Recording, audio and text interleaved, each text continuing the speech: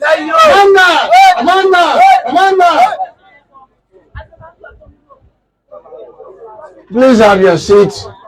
Please have your seats. Thank you.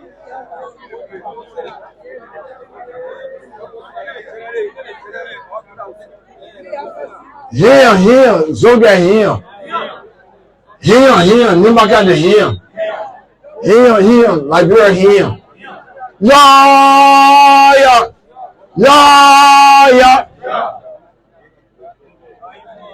I'm happy to be here today for the first time in the history of my life and to be here on this occasion. I was just telling the chairman of LPP in Nimba County, Mr. Spencer Cllr, that had we missed this program, we would have missed a huge program. Even anyone who was sick today and loved Liberia, anyone who was sick and loved Nimba County was elevated by this program. Very good program. And let me thank all of the people of District 7 who expressed their support for Mr. Dan. I confirm that I've known Mr. Dan since 1969. He got to know me before knowing my big brother, same was on who joined us in Tapeta in 1970. So here, I can say I'm the longest lasting friend of Mr. Dan. Friendship is great. No matter who you are, you can be a president, your friend is your friend. And I don't joke with friendship. When I was Minister of Labor, I was riding O27, and I saw Cllr Tuago from Tapeta, my first grade and second grade classmate. And I said, Cllr Tuago. He turned and looked at O27 and kept walking on Ashburn Street. And I shouted again, Cllr Tuago. He kept walking. So I told my driver reverse. He reversed, I got down and went there. I said, Cllr Tuago. He looked at me. He said that you were calling me. He said, I can never tell you I didn't hear my name. But each time you called me, when I turned around, I saw O27. I said to myself, nobody can know Cllr Tuago in Akanakada. He said, that's why I didn't answer you, but I heard you. And I said to him what I will say here today. Cllr, the friendship we established in 1965 and 66 cannot be changed by position. I don't care who I am. My friends are my friends. I was Solicitor General, my friends were my friends. Minister, my friends were my friends. And as President of Liberia, my friends were really my friends. And that is why when you invited me to come here today, I said I will be here. And let me tell Duowin people, for being here, I have another friend who, peace be to his actions, were taken away cowardly in 1985. J. Exodus Kedo. And to his memory, to pay homage to his life, thank you for inviting me here. I have told his family I will sleep in Duowin tonight as a mark of respect for my friend J. Exodus Kedo. That's how much I treasure friendship. You have said you will decide your party, but everything you said here resembles a member of the Liberian People's Party. The Liberian People's Party believes in truth. That is why our symbol is a broom. Broom is to clean, not to lie. Cleanliness and truthfulness are associated. This country has been made dirty and not shining because of stealing in government. Government is a place to serve, not to steal. People steal, and because of the so much stealing in government, Liberia is poor. Liberia is not a poor country naturally. We are rich. We don't have desert here. We don't even have savannah. We have forests all over. Liberia is a country where you can plant rice 3 years in the same spot without fertilizer and you will get the best yield. This is a blessed country. But we have chosen to be poor. We are poor by choice. We are not naturally poor. On election day, we choose people who are able to manage our resources for the benefit of Liberia. 2023 must be a different year. 2023 must be a year of truth. Truth to ourselves. This election must not be about money. It must be about message and track record. Not what you can do in election time. This election must not be about election time humanitarians. The people who want to do good during election time. This election must not be about political investors. When they invest money, rice, and liquor during election time, they get a profit for 6 years and you suffer. This election must be based on what people have done in the past. How they look at their fellow man. If you don't look at that, you will elect them again and will pass here with dust, with their window glasses lined up, and not speaking to you for 6 years. They are not coming now. I am coming because I have message. Trust me, they are coming to you in July. On July 26th, they are going to come here with bags of rice, trunk full of rice, with liquor, with money. This is just your July 26th, so, but you know I'm running. Liberians must not be disrespected like that. We are not billy goats. Now you just bring cassava leaf to eat and then we'll follow you. This country and this county, especially this county, Nimba County, was founded by men and women of truth, men and women of honor. That is why sometimes when I hear people talking about Gio and Mano in a negative way, they speak out of ignorance. And let me tell you today, so that you teach them, those ignorant people. At the formation of Nimba in 1964, there was no decision made based on tribe. We talked about Nimba. And here is why I say so. The man who selected Gabriel Fangalo to be superintendent of Nimba was called Johnny Vuka. Johnny Vuka was senator of the Central Province. Charles Williams was the commissioner of Semicolima District. And he had given gowns to all the chiefs, put money in their pockets for them to suggest him, to recommend him to President Tubman.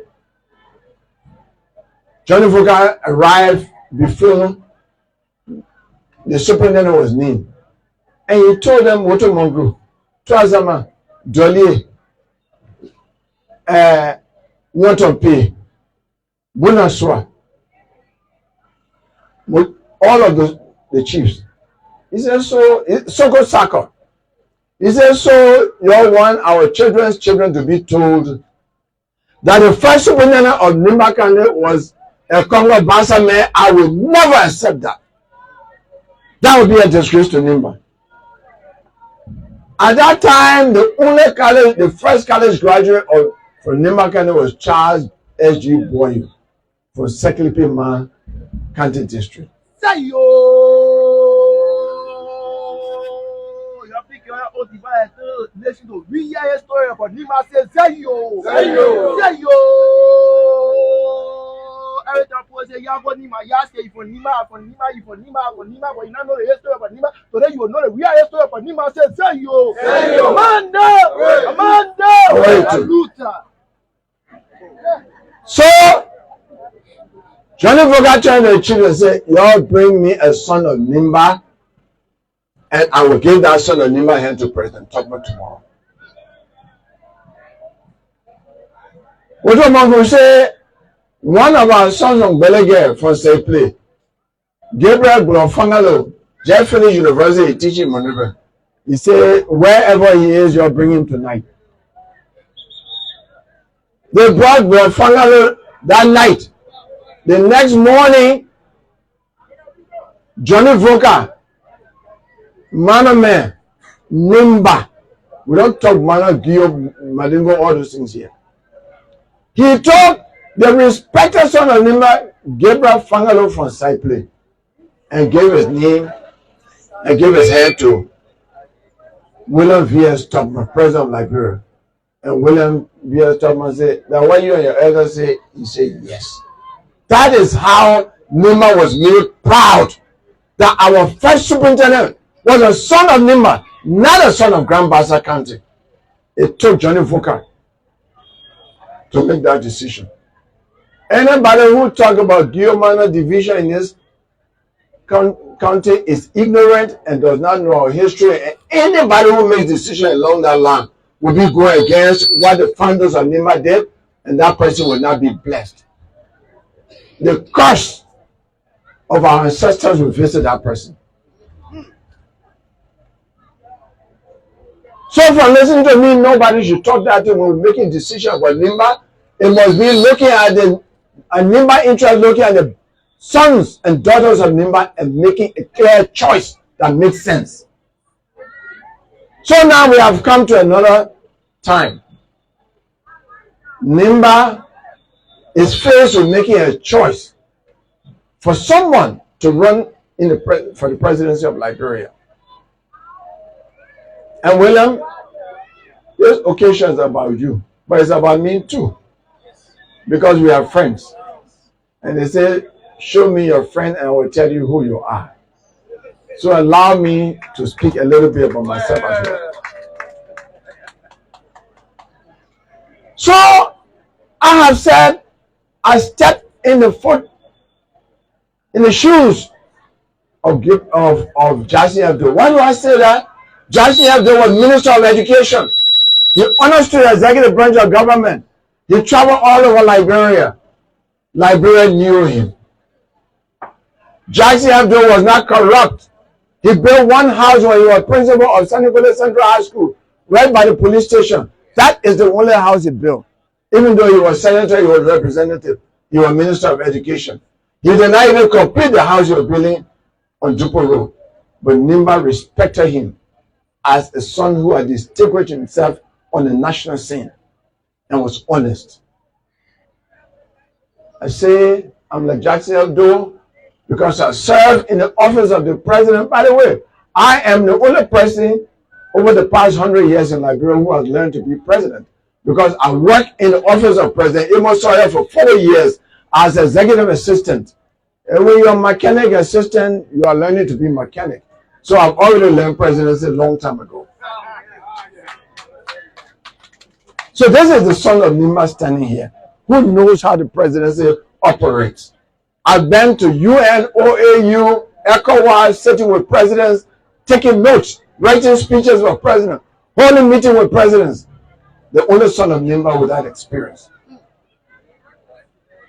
I have been Solicitor General controlling all of the county attorneys.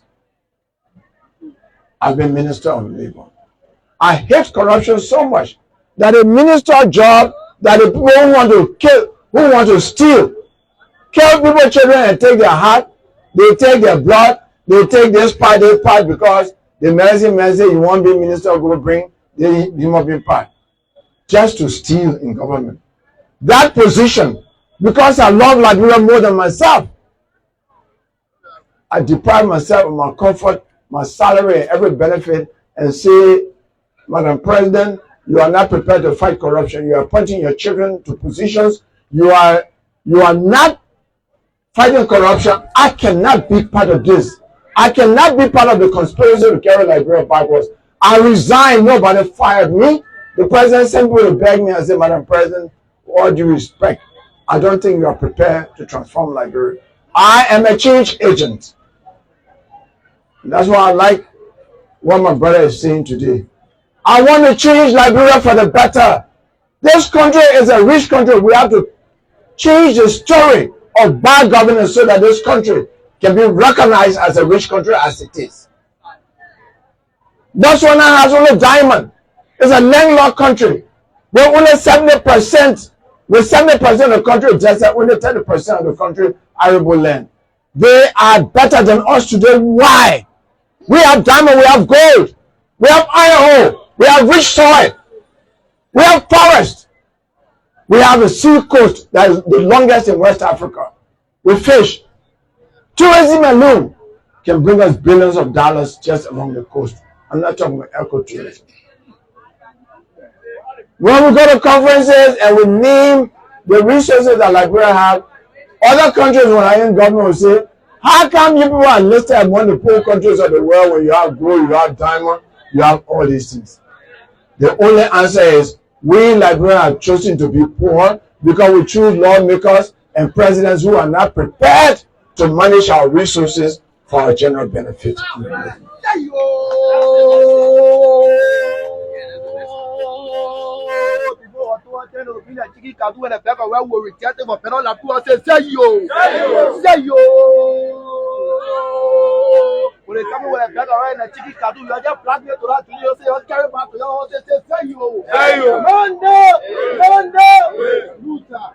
So, Bill, I wish you success.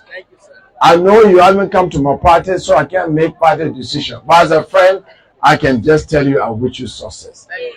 From what you are saying, the sky is the limit for your success. I pray that you become a legislator so you can help me transform Liberia. Other people want to be president. I want to be a project manager for changing Liberia's story for the better, because I strongly believe that a better Liberia is possible. I want a country in which all the pregnant women will go to the hospital free of charge, because there's so much death among pregnant women today. I want a country in Liberia, a changed Liberia, in which children under the age of 5 and Liberians 65 years up will go to hospital free of charge. I want a country where the children, all Liberian children, from kindergarten to 12th grade, will go to school free of charge. Government will buy copybooks, their pencils, we feed them freely, so that no parent has an excuse not to send a child to school. I want a country in which we can have a situation whereby, and let me tell you about hospital. As president of Liberia, I will pay, somebody will say that, you know, the hospital and clinic not good. They only can prescribe people go to drugstores. Because people don't care about you. The president, the ministers are traveling to Ghana, India, other places for the medical checkup. So they don't care about the hospital and clinics. When I become president, I will pay a surprise visit to one clinic. If the medicine that I want is not there, they say to the president, nothing here, we can't check you. Somebody will be fired out there and sent for investigation. The next time I'll be in Kipama, the next time I'll be in Basa, surprise visits to clinic and hospitals. And pretty soon I can tell you, in 1 year, Liberian hospital, government hospitals and clinics will be much better than private hospitals and clinics. That is why they call governance. Life-changing attitude. I will change Liberia's story for the better. It will be said, government hospitals and clinics in Liberia are the best in Africa. It is doable. Then rice. How can we be importing rice from India? Part of India is a desert. They got over 1 billion people. Then they grow rice, they eat it, then they have the balance, they send it to us as an insult to us. We can do better than India. As president of Liberia, we buy rice producing machines and gave them to the farmers, cooperatives in the 15 counties to grow rice, to have big farms all over Liberia, and Liberia will always have rice. The price of rice will drop to less than nothing. I will instruct the military to fight the only enemy we have right now, which is hunger. I will instruct the military, I'll buy machines and give it to the military, because since 1908 we have been paying the army first as Frontier Force and later on the EFL. They have never fought Guinea, Ivory Coast, and Sierra. They will never fight in the next 1,000 years, but we are paying their salaries. To justify that salary, I will ask them to declare war against hunger by producing not less than 100 acres of rice in each of the 15 counties, and we will eliminate hunger. We will defeat hunger that way. When the farmers are growing rice with machines, And the military is going to rise with machine. Will Liberia experience hunger anymore? No. Will the price of rice go up? No. That's the answer there. I told you I want to be a project manager. The last thing I will do is our road condition. You know, William Dan, my brother said once, everybody know. There was not a time in Tabata that we heard that the Israeli road is closed because of rainy season. There was not a time that we heard that a car could not come from Tabata to Uganda because the road is bad. Law and order. It is bad governance that brought it. Because in Tapata, in Ganta, in many places along the road, Total, all those places, there were public way yards with machines, and the roads were maintained during the dry season. We never had road cut off. People used to come from Kipama 6 o'clock in the morning and arrive in Monrovia 9 o'clock in the night. One day, doesn't happen now. I know that history. I'm going to bring it back. Our roads will be maintained, and Liberia will be a better place. And so, Bill, I wish you well to go in the House of Representatives so that when we send a budget that reflects these things that we need to do to change Liberia's story, you can be one of the campaigners there in the legislature. So my people of Zoge, my people of District 7, we can change Liberia's story for the better. We ask you to look at us. Think about me and think about the other people. They are great, sons of Nimba, but my experience surpasses all of them. If Nimba is looking for the best, as they did in 1964, we must keep that legacy and get our best that will make the name of Nimba to rise up among all of Liberia. That will make the name of Liberia to rise up above nations. Thank you very much.